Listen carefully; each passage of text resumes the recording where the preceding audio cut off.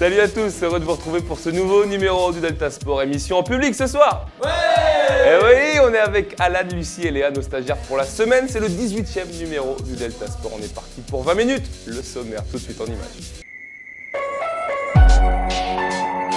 Et au sommaire ce soir, l'événement du week-end, c'est l'Enduropal. On a suivi pendant toute la journée de dimanche le motard de Saint-Folquin, à savoir Rudy Vergrit. On parlera également de handball avec un match de National 2 qui nous intéressait, à savoir la réception de Hasbrook pour l'US Gravelines. En basket, le BCM de son côté était en déplacement à Dijon, objectif enrayer la spirale de défaite. Enfin, on reviendra en images sur la défaite de l'UBGS en N2 de basketball face à Vitré. Et on démarre donc avec l'événement du week-end. Alors non, c'était pas ça, c'était pas le bal du chat noir, mais c'était ça, c'était l'Enduropal, l'édition 2014. On a été au Touquet pour y suivre le Rudy Vergrit, le motard originaire de Saint-Folquin, le dossard numéro 5. C'est notre événement du week-end. Cédric Alloy a suivi pas à pas la journée de Rudy Vergrit. C'était l'événement ce week-end, l'Enduropal du Touquet. On a suivi Rudy Vergrit et son équipe tout au long de la course.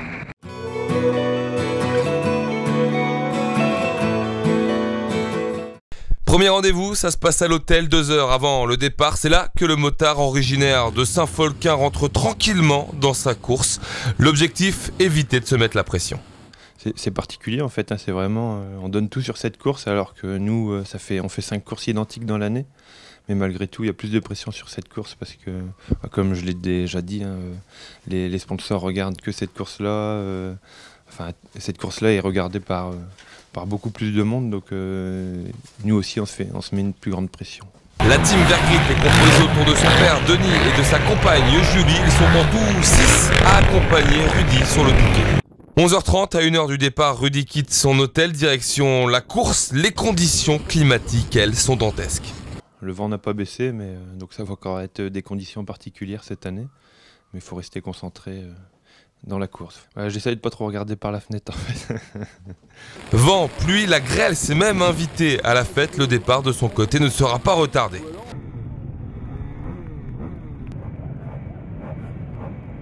Midi 30, Rudy est en première ligne. La poisse, elle, est au rendez-vous. La corde servant de départ se prend dans les freins de sa moto. Départ loupé, il se retrouve au cœur du peloton et s'engage dans une remontée au classement.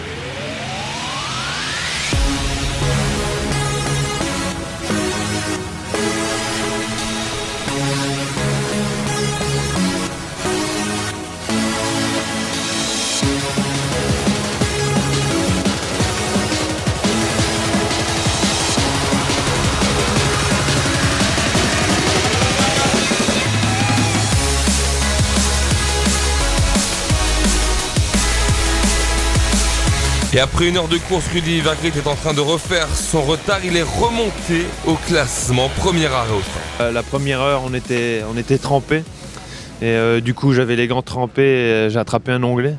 Donc j'arrivais plus à tenir la moto pendant 1 heure. J'ai tenu jusqu'au premier ravitaillement. Ravitaillement pas trop mal, on lui a changé les lunettes, on lui a mis des nouvelles paires de gants sèches parce qu'il était trempé. Et il est reparti en chauffant un petit peu les mains sur son pot d'échappement. Et dans ces conditions catastrophiques de course, le dossard numéro 5 continue sa remontée au classement. Le top 20 puis le top 10 avant son deuxième arrêt au stand. Ça y est, Rudy Vergrit est revenu dans les 10 premiers. Là pour l'instant il est 8e, il est juste derrière Milko à 1 minute. Pour l'instant ça se passe plutôt bien, il est 8e et il est en train de remonter.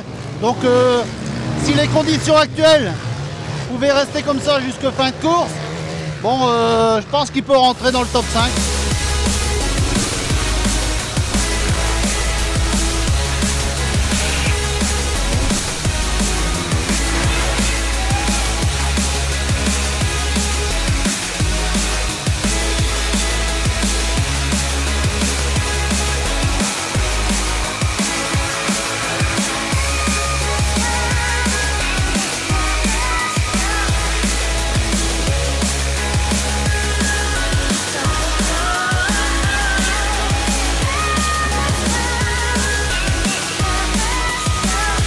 Revenu de très loin, donc avec un retard trop important sur ceux déjà devant.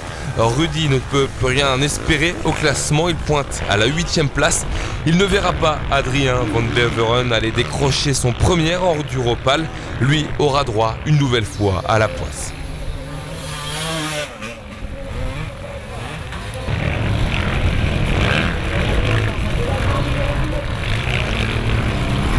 Le problème, c'est qu'il ne passe plus. J'espère simplement qu'il n'est pas blessé. On m'a informé que la moto était sur un pick-up.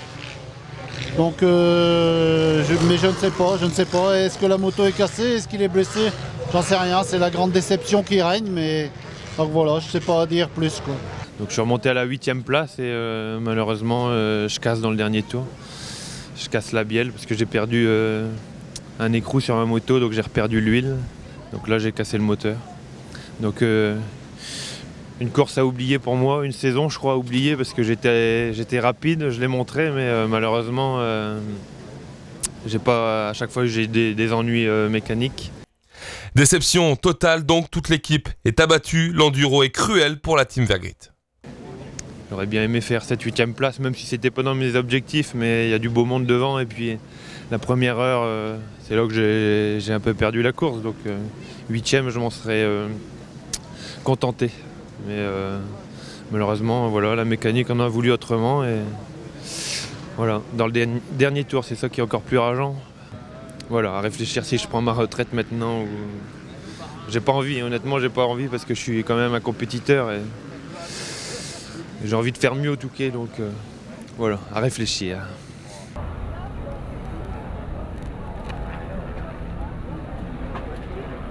Et on espère que le pilote Yamaha va poursuivre sa carrière. On a d'ailleurs hâte de le retrouver en octobre prochain du côté de la Ronde des Sables de Lonne-Plage. Place au handball maintenant. Et il y avait un coup à faire pour l'USG samedi dans sa salle du côté du Pont-de-Pierre. C'était face à Hasbrook. Est-ce que les Maritimes ont réussi à créer la surprise face à une des pointures de cette Nationale 2? Résumé de la rencontre. L'US Gravelines avait droit à un derby contre Hasbrook samedi soir, match important pour tout le monde. L'USG peut continuer sa série de victoires. De son côté, Hasbrook peut se replacer dans le top 3 de cette N2.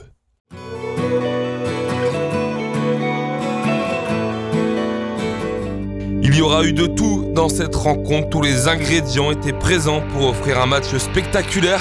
Des buts à sensation.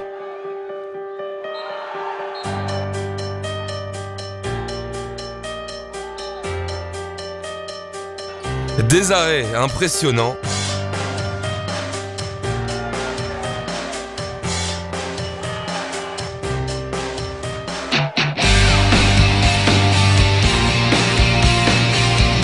De la tension tout au long du match. C'est un derby, donc les derbys fait que c'est toujours physique, avec de la pression, donc on ne peut jamais se reposer, voilà. C'est un derby, hein, on sait que c'est toujours un peu tendu. Et une fin de rencontre à suspense, mais ça, on le garde pour la fin. Car avant ça, Gravelines a su faire déjouer son adversaire du soir. Pendant 30 minutes, les hommes de David Darras ont proposé une énorme défense. Jérémy Litière n'encaissera que 9 buts en première période. De l'autre côté du terrain, Broders et compagnie en profitent et font l'écart, 12-9 à la pause pour l'US Gravelines.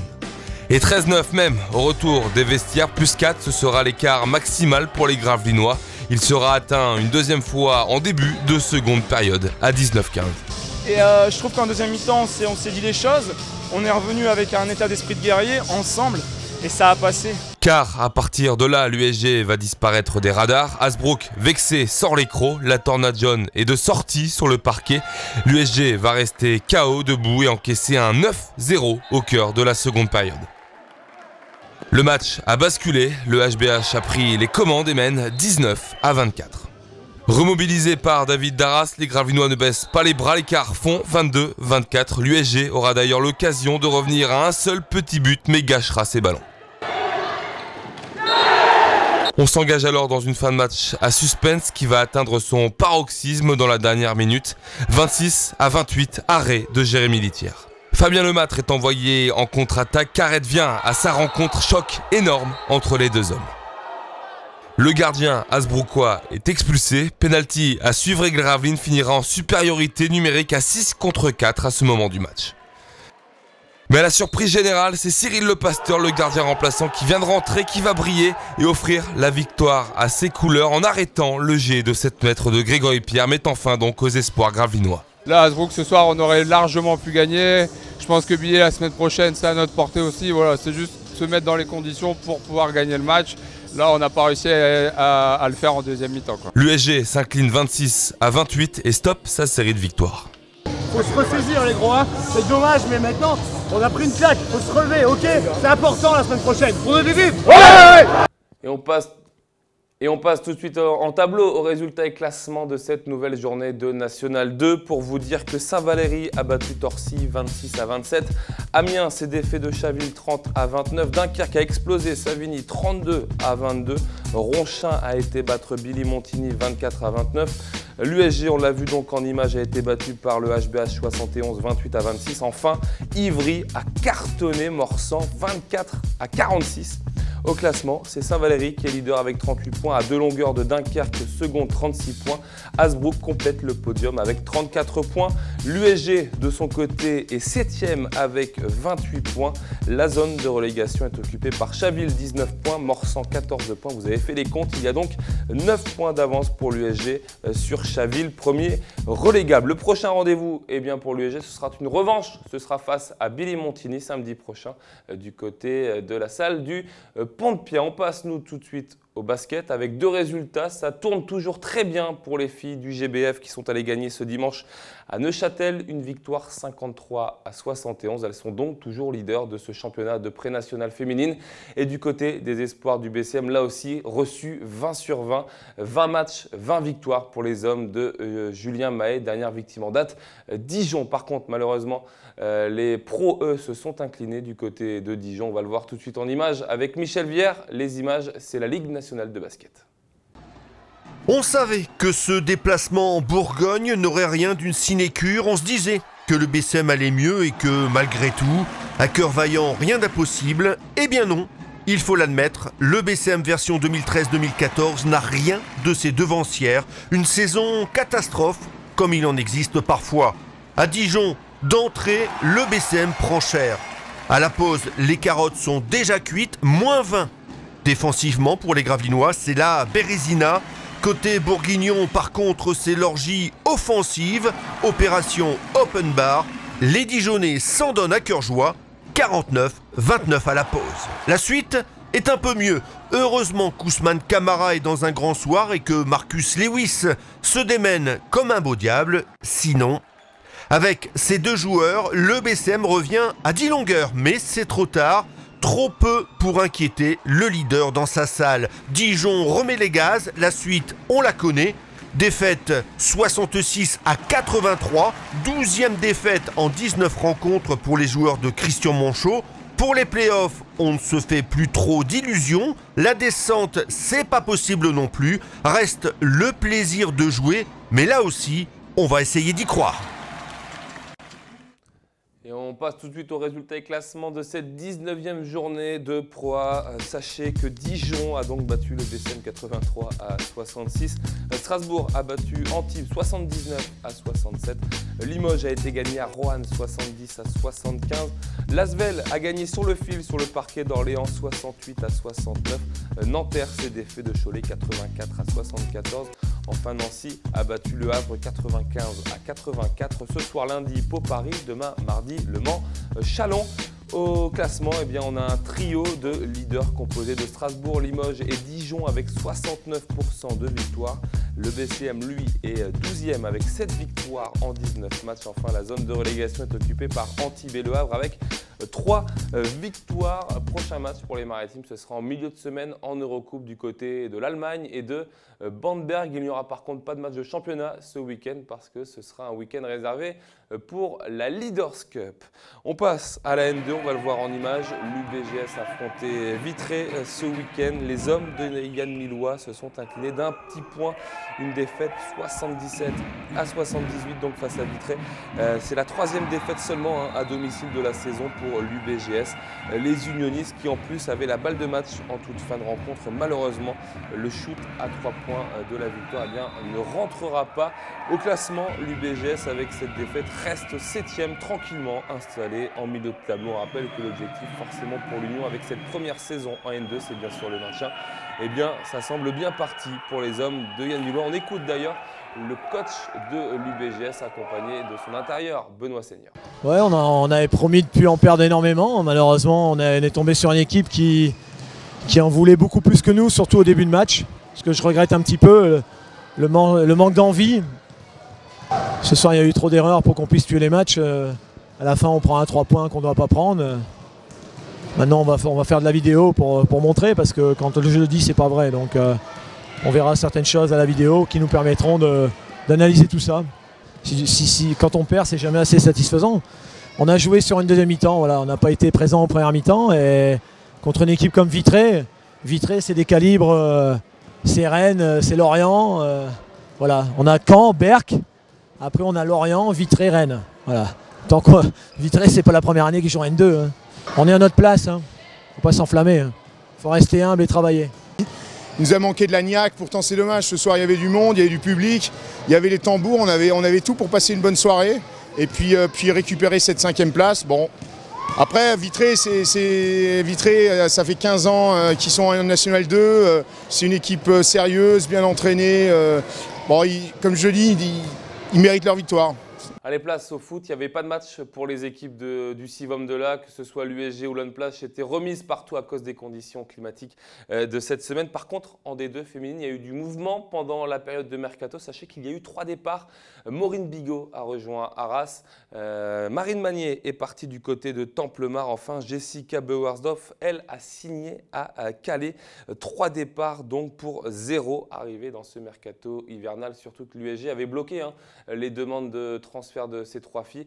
Eh bien, la Ligue Nord-Pas-de-Calais a donné tort au club. Les 3 filles sont donc parties rejoindre leur nouveau club. Le rendez-vous pour les filles de Jean-François Azam, eh bien, c'est dimanche à 15 h avec la Coupe de France et la réception de Vendenheim. On se rappelle que Vendenheim avait passé un 6-0 en championnat à domicile au 8 aux filles de Jean-François Adam. C'est dire la tâche qui attend les Gravinoises dans ce tour de Coupe de France. On en reparlera d'ailleurs de cette Coupe de France féminine avec Michel Viard dans le Delta Sport agenda jeudi. Nous, on se retrouve bien évidemment lundi prochain. Belle soirée à tous. Salut.